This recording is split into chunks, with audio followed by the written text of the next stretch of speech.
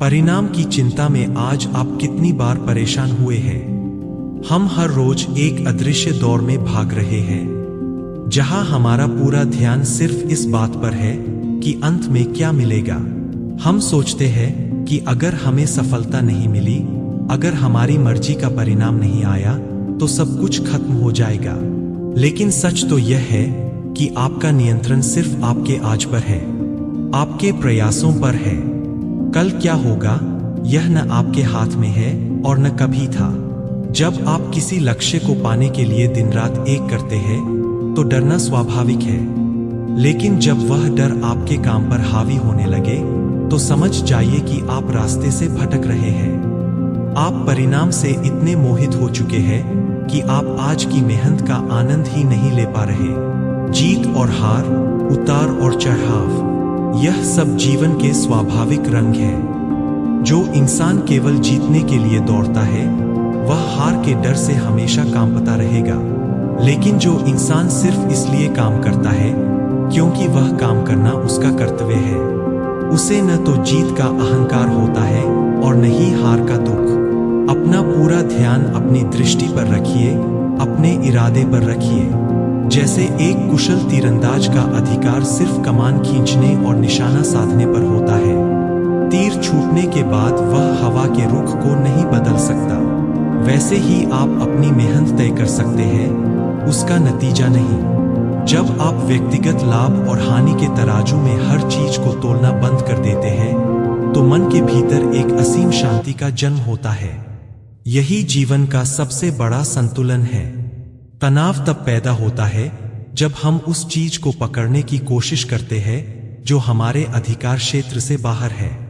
खुद से पूछिए, क्या भविष्य को लेकर डरना आपकी आज की कार्यकुशलता को बेहतर बना रहा है? जवाब है बिल्कुल नहीं। यह डर सिर्फ आपकी ऊर्जा को सोख रहा है। अपने कर्म में स्थिर रहिए, पूरी ताकत से प्रयास कीजिए, लेकिन नतीजों को समय के बहाव पर छोड़ दीजिए। जब हमारा मन किसी एक विचार या इच्छा के पीछे अंधा होकर भागने लगता है तो विवेक का रास्ता अपने आप बंद हो जाता है।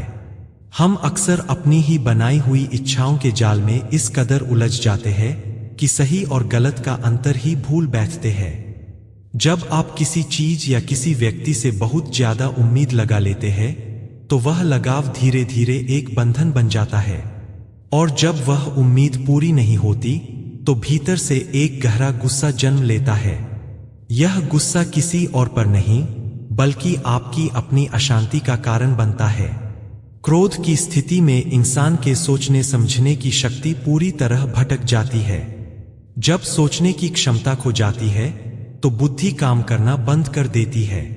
और याद रखिए, जिस इंसान के पास अपनी बुद्धि का संतुलन नहीं है उसका पतन निश्चित है। अपने मन को एक शांत झील की तरह बनाइए। जैसे तेज हवा के झोंके पानी में तैरती नाव को रास्ते से भटका देते हैं, वैसे ही अनगिनत इच्छाएं और कामनाएं हमारी बुद्धि को सही रास्ते से दूर ले जाती है। अपनी इंद्रियों को अपने वश में रखना सीखिए, वरना वे आपको अपना गुलाम बना लेंगी।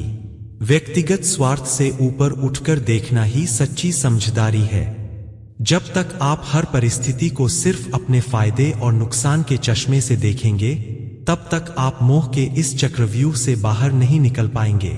सच्ची शांति और खुशी वहीं मिलती है जहां कोई लालच नहीं होता, कोई दिखावा नहीं होता, जहां पूरा संसार बाहरी चकाचौंध और इच्छाओं के पीछे भाग रहा होता है। वहीं एक समझदार व्यक्ति अपने भीतर की शांति में जागता है। वह शांत रहकर हर बदलाव को देखता है, समझता है और स्वीकार करता है। गहरी और लंबी सांस लीजिए। परिणाम की चिंता को अपने दिमाग से पूरी तरह निकाल दीजिए। अपने आज को बेहतर बनाइए, अपनी मेहनत में ईमानदारी रखिए। जब आपका इरादा साफ होगा तो हर परिणाम आपको कुछ न कुछ सिखाकर ही जाएगा।